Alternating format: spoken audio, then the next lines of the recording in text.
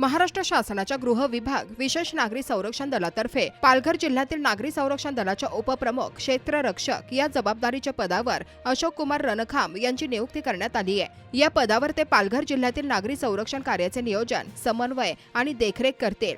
तसेच जिल्हा दंडाधिकारी, जिल्हा प्रशासन आणि पोलीस विभाग यांच्या सहकार्याने आपत्ती व्यवस्थापन, आपत्कालीन प्रतिसाद आणि सामुदायिक सुरक्षा उपक्रमांना अधिक बळकटी देतील। राज्य नागरी संरक्षण संघटना ही नैसर्गिक तसेच मानवनिर्मित आपत्तींच्या काळात जीवित आणि मालमत्तेचे संरक्षण करण्यासाठी कार्यरत असलेली एक महत्त्वपूर्ण संस्था आहे।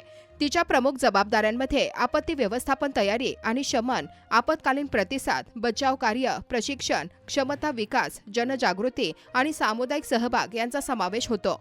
रणखाम यांनी यापूर्वी महाराष्ट्र शासनाच्या नगर विकास विभागात मुख्य अधिकारी, उपायुक्त, अतिरिक्त आयुक्त, वाहतूक महाव्यवस्थापक आणि महापालिका आयुक्त अशा जबाबदाऱ्यांवर कार्य करताना व्यापक प्रशासकीय अनुभव मिळवला आहे।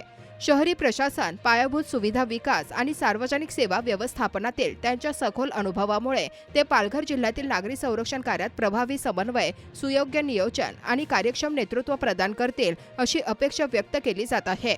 त्यांचे आपत्ती व्यवस्थापन, आपत्कालीन समन्वय आणि आंतरसंस्था सहकार्य या क्षेत्रातील योगदान नागरी संरक्षण व्यवस्थेला अधिक सक्षम आणि परिणामकारक बनवेल। राज्य नागरी संरक्षण संघटनेच्या वतीने अशोक कुमार रणखाम यांना त्यांच्या नवीन जबाबदारीसाठी हार्दिक शुभेच्छा देण्यात आल्या असून त्यांच्या नेतृत्वामुळे पालघर जिल्ह्यातील नागरी संरक्षण कार्याला नवी दिशा आणि बळ मिळेल असा विश्वास व्यक्त करण्यात आला आहे।